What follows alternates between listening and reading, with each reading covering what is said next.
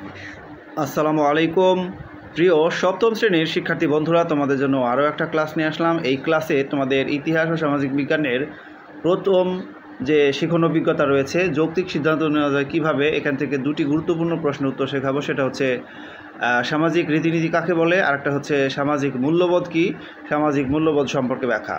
তো প্রশ্ন দুটো কিন্তু অনেক গুরুত্বপূর্ণ। তোমাদের যাদের এই সাবজেক্টের বিভিন্ন প্রশ্ন দরকার তারা আমার চ্যানেল থেকে অবশ্যই নিয়ে নেবে।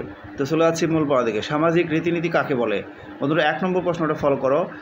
কোনো এলাকার মানুষ দীর্ঘদিন ধরে যেসব নিয়মকানুন আচার আচরণ মেনে চলে তাকে সামাজিক রীতিনীতি বলে। আমি আবারও বলছি, কোনো এলাকার মানুষ দীর্ঘদিন ধরে যেসব নিয়মকানুন আচার আচরণ মেনে চলে তাকে সামাজিক রীতিনীতি বলে। এগুলোর পিছনে সেই এলাকার মানুষের বিভিন্ন বিশ্বাস জড়িত থাকে। এক এক সমাজের রীতিনীতি কিন্তু এক এক রকম হয়ে থাকে।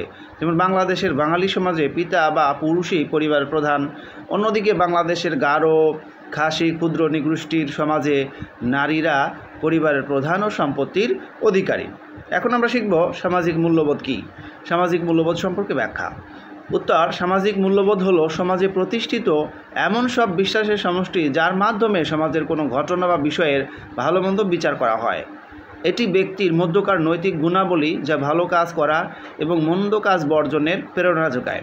কয়েকটি সামাজিক মূল্যবোধের উদাহরণ হলো সততা, নিয়মানুবর্তিতা, দেশপ্রেম, পরমত সহিষ্ণুতা, শিষ্টাচার ইত্যাদি। কিছু মূল্যবোধ সকল সমাজের একই রকম হয়ে থাকে, যেমন পৃথিবীর সব দেশে মিথ্যা বলা বা চুরি করা খারাপ।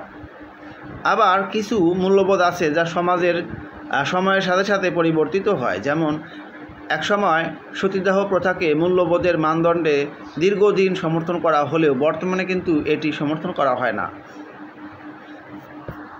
তো শিক্ষার্থী বন্ধুরা, এখানে ক্লাসটা শেষ হলো। ক্লাসটি যদি তোমাদের ভালো লাগে অবশ্যই একটা লাইক দিয়ে দিও।